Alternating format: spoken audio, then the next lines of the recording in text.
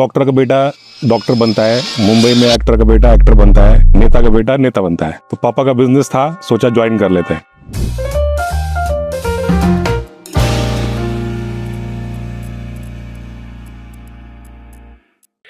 Mutual fund investments में perform good in the long run, but in the short term there can be volatility. That is why it is said that mutual funds are subject to market risk, and hence it is suggested to seek help or advice of a mutual fund distributor or financial advisor, as they can be your companion during the volatility of the market and manage your emotions. They can be your coach who can push you for additional investments during market correction.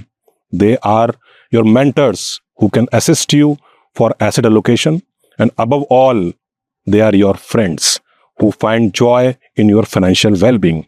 Hello everyone, my name is Makhdoom Ansari and I am the National Sales Head for Retail and National Distribution at Mirae Asset Mutual Fund.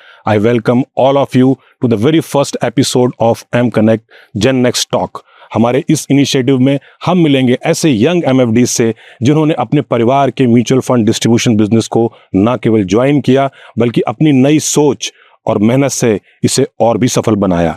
Today in our inaugural episode we have two dynamic young professionals with us. First, let me introduce Miss Anjali from Fin Freedom LLP Ahmedabad, daughter of Nitin Bhai Patel. Anjali holds a degree in MBA from Hofstra University, New York, and joined her father's business in the year 2014. Next, we have Mr. Sarvesh Trivedi from SJ Investments, Mumbai, son of Pratap Bhai.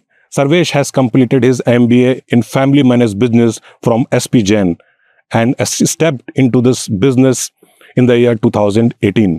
Let's start with the lady on the panel. Anjali.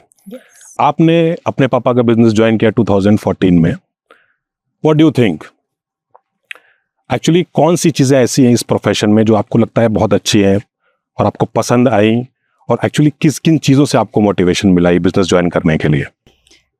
मैंने बचपन से यही profession देखा है मेरे father का, और I have always seen the smile on my clients face, जो उनको सेटिस्फैक्शन मिलता है फाइनेंशियल फ्रीडम अचीव करने पे या उनके बच्चों की सक्सेसफुल स्टडीज़ कंप्लीट करने पे। तो ये सारी जो चीज़ें हैं वो मुझे बहुत इंस्पायर करती है, and I love how my dad use to enjoy his profession, so it's basically for me to a hobby turn profession, so I am happy with it. Nitin भाई को मैंने हमेशा खुश देखा है, वो काफ़ी सेटिस्फाइड रहते हैं। Exactly, so that is why I feel really happy pursuing the same field that he is into. Great great. Sarvesh, doctor का बेटा डॉक्टर बनता है, मुंबई में एक्टर का बेटा एक्टर बनता है, नेता का बेटा नेता बनता है। तो पापा का बिजनेस था, सोचा ज्वाइन कर लेते हैं, राइट? यही बात है या फिर कुछ और कोई चीज़ है जो आपको लगता है कि इस बिजनेस में यूनिक है जिसकी वजह से आपने ज्वाइन किया? तो बात तो यही है, मेरी कंपनी में जब बॉर्न हुआ तो उसके पहले फॉर्म हुई थी। अच्छा। तो बचपन से ही when I was growing up and until 2008 हमारी कंपनी संडेज भी काम करती थी। वाह, देखा है मैंने इसको। तभी भी मैं थोड़ा, जैसे आई थिंक आई वाज 8 और 10, dad you always used to take me to the office. अच्छा अच्छा। और वहाँ क्लाइंट आते थे, मैं सब बैठा रहता, used to see it, client के बातें करो, क्लाइंट डैड को जो रिस्पेक्ट देते थे, प्लस इंडस्ट्री में भी मैं आता था तो इंडस्ट्री की मीटिंग्स में I used to go with dad. Industry भी डैड को बहुत ही रिस्पेक्ट देती थी, वो पता है। तो वो मुझे स्पार्क हुआ कि यार this is the best business to be in, and you are doing a noble job कि आप क्लाइंट को भी हेल्प कर रहे हो, plus you are doing very good for yourself, and आप अपने डैड के भी एक्सपेक्टेशंस को मर्ज कर रहे हो। तो मुझे लगा कि यार ये बिजनेस में आने जैसा है।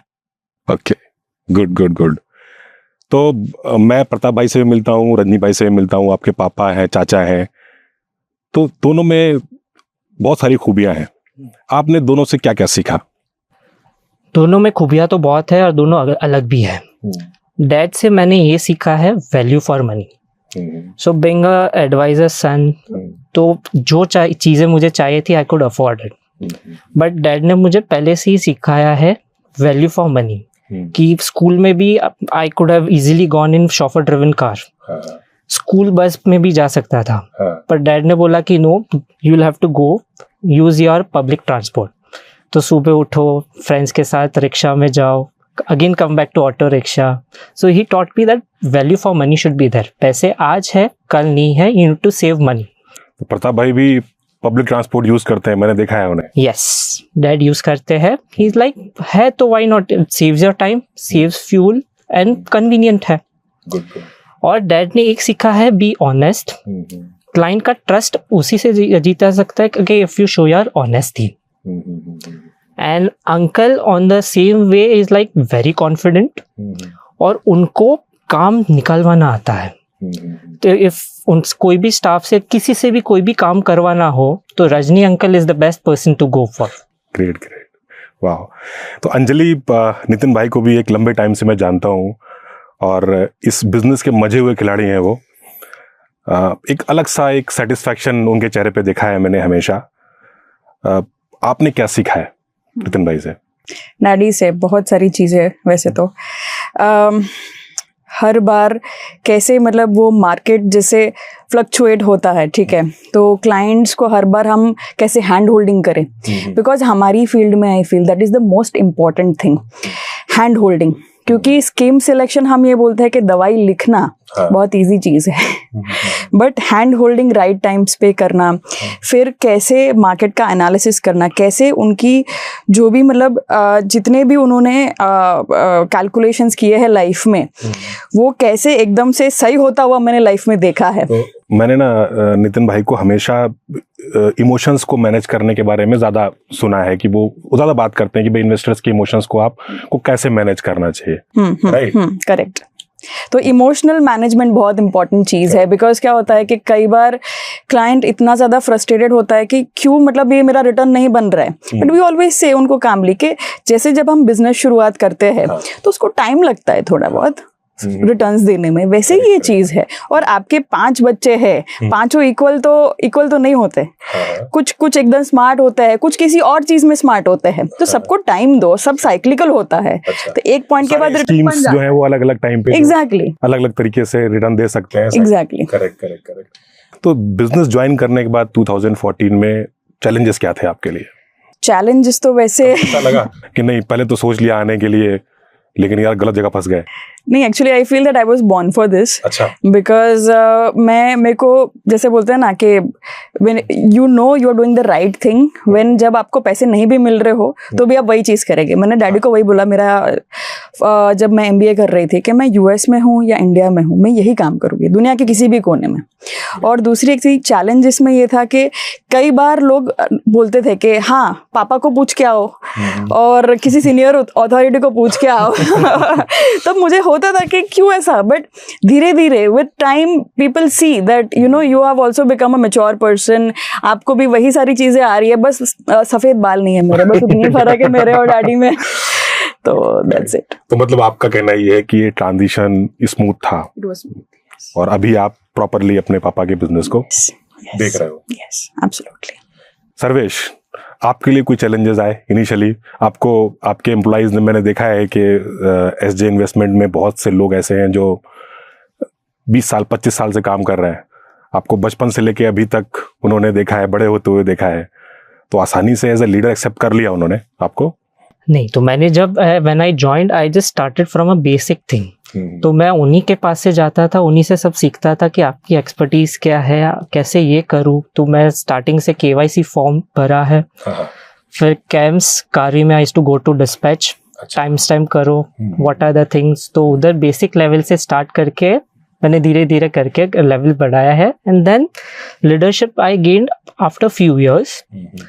धीरे धीरे करके उन लोग से मैंने सीखा है, and then they merged with my leadership. मैंने शुरुआत में देखा है 2018-19 में कि आप भी एक एज एन RM ही काम किया करते थे अपने ऑर्गेनाइजेशन में, करेक्ट? RM तो हमारे ऑर्गेनाइजेशन में बिना अपर लेवल है. अच्छा. मैं उनके अंडर नीचे काम करता था. तो स्कूलिंग अच्छी हुई है इसका मतलब. हाँ, तो होम ग्रोन से ही सीखे हैं.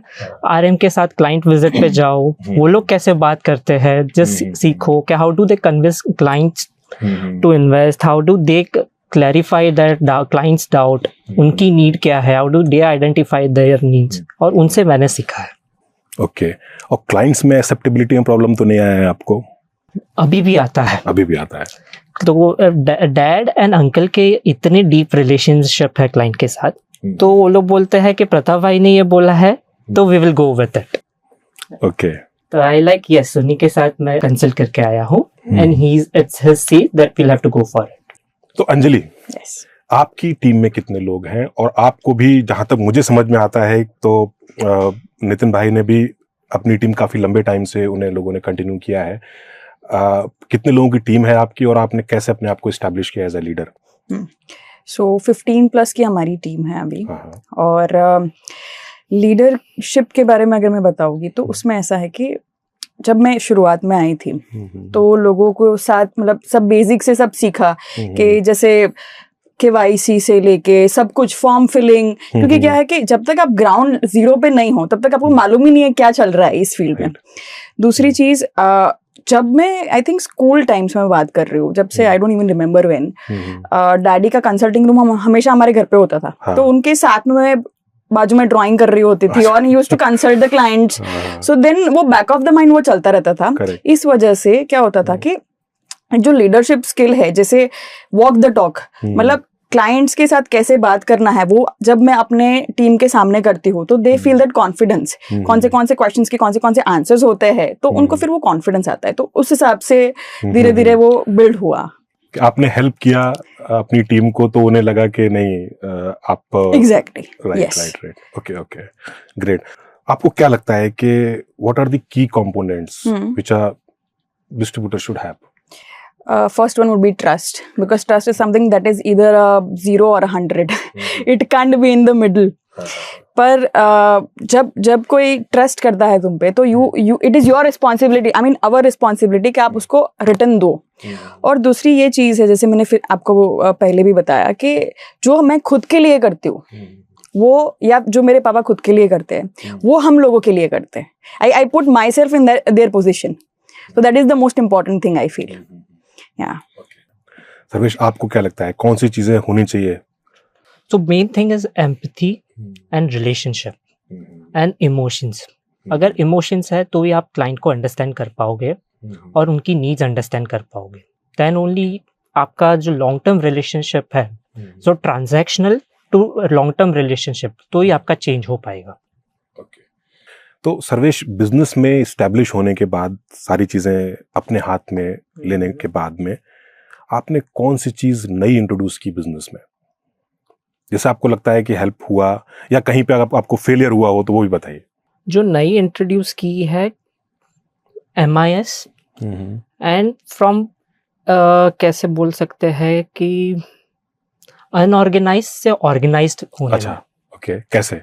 तो पहले जो बिजनेस तक होता है चलता है, तो पूरी टीम में मैंने सबको डिपार्टमेंट वाइज सेग्रीगेशन किया. Okay. And they have to report to the senior persons. Okay. तो हमारी दो ब्रांचेस है आपके. हाँ. और जितने भी RMs है तो डे एंड में they have to submit their MIS, कौन से क्लाइंट से मिले हैं, उनसे क्या बात हुई है रिकॉर्डिंग के लिए, and what are they doing it, तो monthly follow up with the clients, वो हम लोग ने स्टैंडर्डाइज किया. तो कैलेंडर्स में they have all the meetings are book with the calendars, तो इस हिसाब से मंथ ऑन मंथ क्लाइंट के साथ रिव्यू भी हो जाए, उनके मीटिंग भी हो जाए और क्लाइंट के साथ टच बना रहे. ओके. तो आप दोनों ब्रांचेस में जाते हैं? यस. ओके. अंजलि, आप bachelor of engineering MBA from हॉफस्ट्रा university New York, आपको लगा कि कुछ चीजें ऐसी हैं जो ट्रेडिशनल चल रही हैं और उसमें आपको इस बिजनेस में आने के बाद नए तरीके से इंट्रोड्यूस करना चाहिए? सो जैसे व्हेन आई जॉइंड सब फिजिकल ट्रांजैक्शन होते थे. अच्छा. वो तो कोविड के बाद चेंज हुआ. हाँ, नहीं, वो मैंने 2016 में चेंज किया. वाह, वेरी गुड. बिकॉज क्या था कि मेरे को फ्यूचर दिखा था तब कि ये नहीं पॉसिबल होगा, क्योंकि मोर देन 5000 क्लाइंट्स है, कैसे सब जगह पे दुनिया में हम पहुंचेंगे. तो इतने कंट्रीज में क्लाइंट्स है, तो सब कुछ ऑनलाइन कर दिया. पहली चीज तो कि कोई भी क्लाइंट दुनिया के किसी भी कोने में बैठा है, ऑनलाइन ट्रांजैक्शन से हम उसका मतलब इन्वेस्टमेंट कर सकते हैं. और दूसरी एक चीज थी CRM सॉल्यूशंस, जो मुझे अब लग रहा है जो हम अभी कर रहे हैं. अच्छा. क्योंकि क्या है कि कुछ भी ट्रांजैक्शन मतलब क्लाइंट को करना है, एवरीथिंग शुड बी नोटेड और वो हम सबको दिखना चाहिए कि कहाँ से शुरुआत हुई और वो एंड हुआ, क्योंकि कई बार अटक जाता है बीच में, गायब हो जाता है। अच्छा। वो ना हो। So that is why CRM solutions. तो ये 2 चीज हमने ऐड की। Okay okay. तो अभी लगभग कितने क्लाइंट्स या फैमिलीज आप लोग मैनेज कर रहे हो? So more than 5,000 clients, 5,000 clients. almost 1,000 families. 1,000 families. Yeah. तो नए क्लाइंट्स के पास जाने के लिए कुछ आप कर रहे हो, कुछ एक्टिविटी, कैसे नए क्लाइंट्स कैसे एक्वायर कर रहे हो? एक्चुअली हमारे रेफरेंस से ही इतना बिजनेस आ रहा है हमको कि it's just become tiresome, but it is good that way. So हमारा रेफरल बेस ही सबसे ज्यादा इम्पोर्टेंट है। और दूसरा, छोटा मोटा हम प्रमोशनल एक्टिविटीज इधर उधर करते रहते हैं कि जिससे लोगों को ब्रांड वैल्यू मालूम हो, और business is a by product that way. Sarvesh, आपका बिजनेस जो है वो काफी रिटेल है, बहुत छोटे छोटे क्लाइंट्स भी आपने बनाए हैं, और मैंने देखा है कि आपकी जो टीम है ना वो काफ़ी मेहनत करती है ग्राउंड पे नए क्लाइंट्स बनाने के लिए। तो कुछ एक्टिविटीज़ जो आप हमारे व्यूअर्स को बता सकें जो आप नए क्लाइंट एक्विजिशन के लिए करते हैं।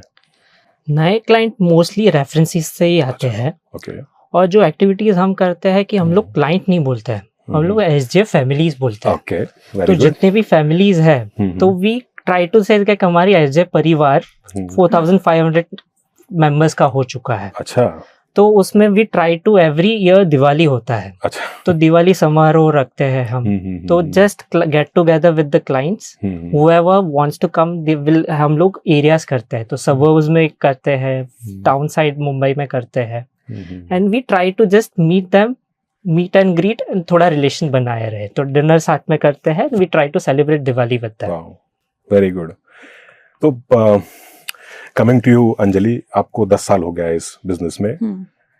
सबसे अच्छा लम्हा इस बिजनेस का जो आपको आज भी सोच के बहुत अच्छा लगता है, खुशी होती है कि यार मैं इस बिजनेस में हूँ, वो एक लम्हा अगर आपको बता सको तो। सो हमारे सुरेंद्र नगर साइड और कुछ गांवों में गुजरात के अंदर कुछ क्लाइंट्स है जो कई बार, और एक अहमदाबाद के एक क्लाइंट, जब उन्होंने शुरुआत की थी तो बहुत छोटे अमाउंट से शुरुआत की थी, और अभी जब वो फाइनेंशियली फ्री हो चुके हैं और वो जो खुशी से घर पे आते हैं, अच्छा, और वो उनके फेस पे जो हैप्पीनेस होती है, whenever I see it, it just, मतलब वो रात को बोलते हैं ना, वो एकदम पीसफुल नींद देती है। अच्छा। सो आपको लगता है कि कुछ गोल्स आपने उनके कंप्लीट करवाए हैं, आपकी हेल्प से उनके गोल्स कंप्लीट हुए हैं। सो दैट वे मुझे लगता है कि बहुत अच्छा महसूस होता है। और वो डे, मतलब वीक में एक आध क्लाइंट ऐसा मिल जाए, अच्छा, जो जिनके मतलब जो काफी सालों से हमारे साथ जुड़ा हुआ है और जो बहुत खुश, मतलब क्योंकि हमारा कैसा है, वो थैंकलेस जॉब है। तो जब थैंक यू मिलता है कभी, तो बहुत अच्छा लगता है, मोटिवेशन मिलता है। Yes, motivation, you start running.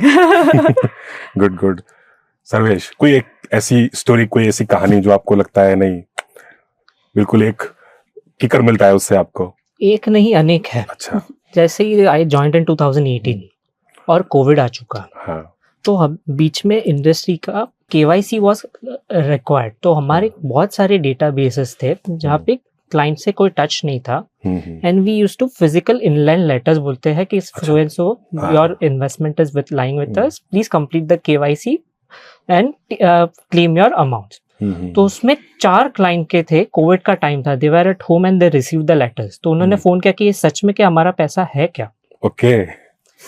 तो फिर वो टाइम था, दे वर ऑल सिटिंग्स, उनके जॉब्स नहीं थे, और जून जुलाई का टाइम था, तो स्कूल की फीस एंड ऑल मैनेज करना था। तो like we help them out, completed the KYC, उन्होंने रिडेम्पशन किया और उनकी स्कूल की फीस पे आउट करी।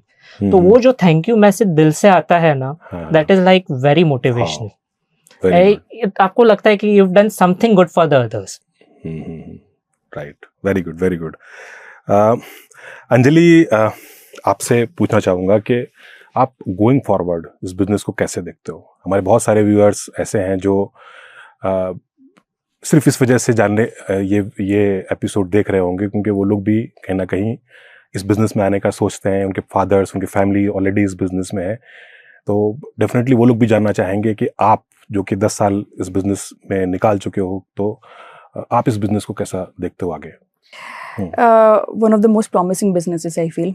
The reason for that is क्योंकि अगर आपके फादर, मतलब किसी के फादर ने ये बिजनेस में कुछ किया है तो एक रिलेशनशिप बनता है, ट्रस्ट फॉर्म होता है। करेक्ट। तो ये सारी जो चीजें हैं वो जो सेकेंड जनरेशन है उसको बहुत हेल्प करती है।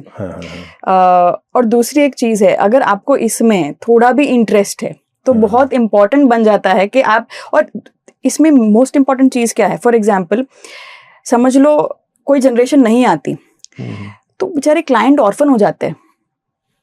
So that is a very important aspect I feel that people should notice. तो इन सारी चीजों में I think it is my responsibility towards my dad's clients and of course my clients कि ये चलता रहे सिलसिला। right. क्योंकि डैड पे ट्रस्ट करके उन्होंने इन्वेस्टमेंट किया था, ठीक है, तो कल उठ के मैं भी उसको उतना ही ट्रस्ट से ग्रो करूंगी। राइट। सर्वेश, आप इंडस्ट्री के पॉइंट ऑफ व्यू से ओवरऑल बिजनेस में क्या स्कोप देखते हो? कंपाउंडिंग। ये बिजनेस ही ऐसा है जिसने कंपाउंडिंग समझ लिया, he needs to be in this business. It also work for the business और इन्वेस्टर्स के लिए भी है कि सबसे ज्यादा पावर ऑफ कंपाउंडिंग है तो वो इक्विटीज रिलेटेड है। एंड जिसने वो समझ लिया and the one who has used it, उसके लिए फायदा ही फायदा है। ओके। तो बिजनेस एनवायरनमेंट चेंज होता रहता है, कोई ना कोई नई चीज इंट्रोड्यूस होती रहती है, कुछ टेक्नोलॉजी से चैलेंजेस आते रहते हैं, बाकी प्लेयर्स भी मार्केट में काफ़ी बढ़ रहे हैं, रेगुलेटरी चेंजेस भी आते हैं। आपको क्या लगता है कि आपको इन सब चीज़ों की के लिए कैसे तैयार रहना चाहिए? तो रेगुलेटरी जितनी चेंजेस आते हैं that is welcome, because industry grow हो रही है। Industry is more than 70 lakh crore और जितने भी आते हैं regulatory changes we need to accept it. जितने स्ट्रॉन्ग रेगुलेशंस उतनी स्ट्रॉन्ग इंडस्ट्री होगी और इन्वेस्टर्स के लिए उतना ज़्यादा बेनिफिशियल है। So it is welcome and we'll have to part it. और ट्रांजिशन तो it's part of this industry कि इंडस्ट्री ने इतने चेंजेस देखे हैं, कहाँ से कहाँ वी हैव मूव्ड अप। तो कोई सोच भी नहीं सकता था 10 साल पहले कि क्या एयूएम था और आज क्या है, और ये मल्टीफोल्ड होते ही रहेगा। अंजलि, आप ये सारे चीज़ों को, आज के बिजनेस माहौल को देखते हुए आप कोई एक चीज़ जो आप सोचते हो कि ये मुझे और इंट्रोड्यूस करना पड़ेगा अपने सिस्टम में, नई चीज़ करनी पड़ेगी गोइंग फॉरवर्ड, या आप किस तरफ आगे एफर्ट करना चाहते हो? सो जैसे अभी गिफ्ट सिटी का पर्सपेक्टिव हमारे लिए ओपन हुआ है कि एनआरआई क्लाइंट्स है जिनको उधर से ही इन्वेस्टमेंट करना है और वापस ले जाना है, तो डॉलर टर्म्स में इन्वेस्टमेंट या कोई भी उनकी करेंसी में इन्वेस्टमेंट करना है, तो that is a big scope that is coming up I feel. Another I feel is India में ही 95% से ज्यादा लोग अभी म्यूचुअल फंड्स में इन्वेस्टमेंट नहीं कर रहे हैं, तो कैसे उन तक पहुंचे हम? ठीक है, क्योंकि लोगों को म्यूचुअल फंड का स्पेलिंग भी नहीं आता अभी कितने सारे लोग हैं, डरते हैं लोग। तो I want to make sure how to reach to them and how to make them comfortable कि भाई ये आपका पैसा डुबाएगा नहीं। सर्वेश, आपको क्या लगता है? मैंने देखा है कि प्रताप भाई की कोशिश ये रहती है कि जो बिल्कुल ग्राउंड का भी आदमी है ना, छोटा छोटा बिजनेस करने वाला, उसका भी एक एसआईपी स्टार्ट कर लिया जाए किसी तरीके से, उसे भी सेविंग्स के लिए फोर्स किया जाए। तो कहीं ना कहीं अभी जो है ना वो एक जो बिजनेस स्टार्ट किया था बिजनेस पर्पस से, अभी वो एक पर्पस, ओवरऑल पर्पस बन गया है कि नहीं सबको वेल्दी बनाना है। करेक्ट। तो कैसे पहुंचेंगे आप उन सारे लोगों तक? तो हमारी ऑफिस की एक प्रैक्टिस है कि कोई भी आदमी अननोन पर्सन आएगा तो वी विल आस्क हिम कि आप do you invest, and then say कि हाँ मेरा कुछ जाता है इसमें कुछ एसआईपी करके जाता है। अच्छा। तो इस बेसिस पे ही बोल देता है हमें कि हाँ मेरा जाता है, मेरा मंथली बेसिस पे कट होता है। तो अभी उसका जाता है भी उसको पता नहीं है कि उसका इन्वेस्टमेंट म्यूचुअल फंड्स में हो रहा है। ओके। तो वो हमारा मेन एम है कि हम लोग को मास बेसिस में उनको पहुंचाना है। तो only social media and technology can help it. Okay. तो डैड का, हमारे पूरे जितने भी हम लोग मिलते हैं अननोन लोगों से, उनको पूछते हैं कि क्या आपका इन्वेस्टमेंट हो रहा है, नहीं हो रहा है तो please try to invest. Anjali, coming to you, एक रिलेक्टेंस देखा है मैंने नेक्स्ट जेन में और खास तौर पे फीमेल्स में। आपको क्या लगता है कि क्यों लोग इस बिजनेस में नहीं आना चाहते? आप क्या मैसेज उन्हें देना चाहोगे कि क्यों जो है वो उन्हें इस बिजनेस में आना चाहिए? आप कैसे स्कोप कैसे देखते हो फीमेल्स के लिए इस बिजनेस में? एक तो आई फील दैट फीमेल, ये बहुत मेल सेंट्रिक इंडस्ट्री है, क्योंकि मैं खुद भी कई बार अहमदाबाद से इधर कोई इवेंट के लिए आती हूँ तो अकेली लेडी होती हूँ यहाँ पे. But I feel that they should have the equal amount of confidence. अगर तुम्हारा एजुकेशन सेम लेवल का है, तुम्हारा एक्सपोजर सेम लेवल का है, तो why is gender making difference? I don't get it. ठीक है. और दूसरी एक बात यह है कि मेरे हिसाब से जब एक लेडी पर्सनल एग्जाम्पल्स लेके किसी को फाइनेंशियल प्लानिंग समझाती है, specially to a lady also, ठीक है, तो वो एक डिफरेंट इम्पैक्ट होता है, क्योंकि लेडी इन्वेस्टर्स भी बहुत कम है. ठीक है. तो उनके लिए जब when a lady is connecting, they can personally share those problems. They can connect heart to heart. So I feel that ladies का होना ये इंडस्ट्री में बहुत इंपॉर्टेंट है. बिकॉज सी एक जो लेडी होती है, जब वो घर की मैनेजमेंट करती है, तो आई फील मेरे ही केस में आप देखोगे, मेरे डैड को हाउस मैनेजमेंट का कुछ मालूम ही नहीं था कभी. मेरे क्या खर्चे हैं, मेरे को क्या क्या छोटी छोटी चीजें चाहिए होती है, तो वो मेरी मम्मा को हर बार मालूम होता था. तो वो मैनेज, जब डैडी बजटिंग कुछ करते थे और मम्मा को बोलते थे कि ये बजट है घर का, तो उस हिसाब से लेडी ज्यादा अच्छे से मैनेज कर पाती थी, मतलब मेरी मम्मा. तो I feel that ladies as a investor are also needed in this industry as well as a advisor. So yeah, that is my take. और सेविंग्स के लिए तो मैं मानता हूँ कि वो फीमेल से ही स्टार्ट होती है. 100%. क्योंकि आप देखिए छोटी मोटी, मेरे मम्मा के पास मैं कभी भी जाऊंगी, मैं बोलूँगी मेरे को इतना चाहिए या मेरे को ये अमाउंट चाहिए, उनके पास वो अमाउंट निकल जाएगी, बीट इन लैक्स. इमरजेंसी फंड्स हमेशा फीमेल्स पास होते हैं. कोविड के टाइम पे, जब ड्यूरिंग ये अपनी नोटबंदी के टाइम पे, हमारे घर में किसी के पास पैसा नहीं था, खाली मम्मा के पास से निकला था. सो या, because of the small small savings that female make. Okay. तो एक मैसेज जो यंग एंटरप्रेन्योर्स फीमेल्स हैं उनके लिए आप क्या देना चाहोगे? Be confident and step in. मतलब जस्ट सोचो मत. हाँ, सोचो मत, just do it. Great. Sarvesh, आपका क्या मैसेज है यंगस्टर्स के लिए, जो लोग इस बिजनेस में आना चाहते हैं, या फिर उनके फादर के बिजनेस ऑलरेडी एमएफ डिस्ट्रीब्यूशन का है और वो लोग इस बिजनेस में आना चाहते हैं, क्या मैसेज देना चाहेंगे आप उनके लिए? तो मेरा मैसेज है सेकंड जनरेशन के लिए कि उनके पेरेंट्स, मदर या फादर ने एक प्लेटफॉर्म और बेस करके रेडी रखा है. They have set up an legacy for them. वो लेगेसी को कंटिन्यू करने के लिए they have to come. You need to equip yourself, create experience, gain experience from outside or wherever you're working in and whatever MNCs you are working in. ये business ऐसा challenging है कि day by day there are very dynamic business. बहुत सारे challenges आते हैं, and if you sort it out and you conquer your challenges, sky high is the limit and success definitely आपको आना ही है. और पेरेंट्स ने आपकी जो लेगेसी क्रिएट की है उसको कंटिन्यू करने के लिए you need to commit. They have devoted their entire life as a social service to create wealth for other people. Okay. Lot of investors के लिए उनको goals उन्होंने satisfy किया. To continue that, they need to come to this business. Anjali, आप बताइए कि आप personal life में और वर्क लाइफ में बैलेंस कैसे बनाते हो? So it's a gray area, to be honest, because my family is very supportive, both the families, my in-laws and my own family. So that way, I've never faced a problem that way. Another thing I would like to add is my friends and families are my clients and my clients are my family and friends. तो उस हिसाब से कभी लगता ही नहीं है कि हम काम कर रहे हैं, या कभी लगता ही नहीं है कि मतलब, so usually it is defined very well. There has never been a problem as such.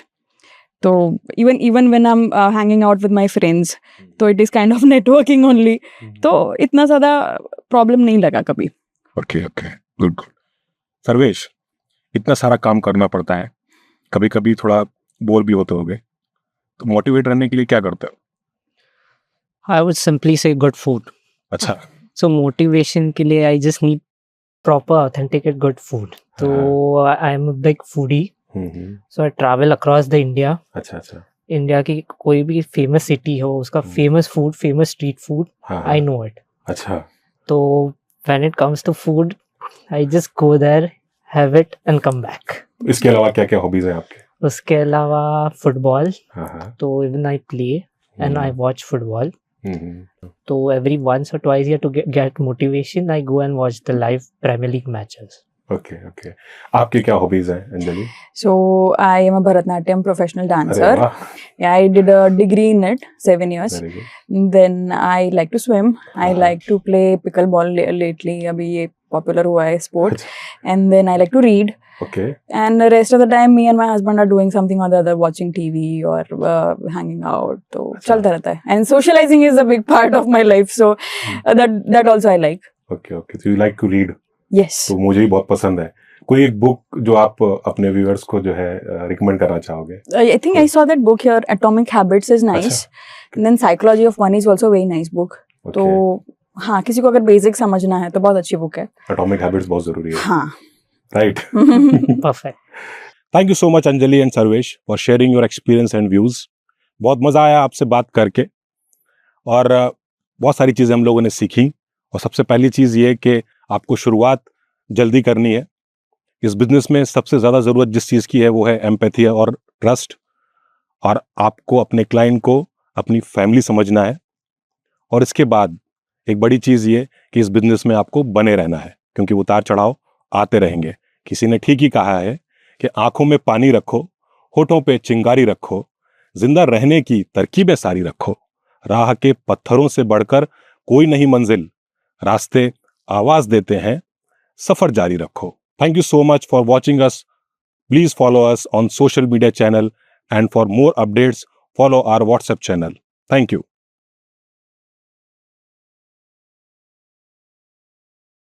Mutual fund निवेश बाजार के जोखिमों के अधीन है. योजना से जुड़े सभी दस्तावेजों को ध्यान से पढ़ें.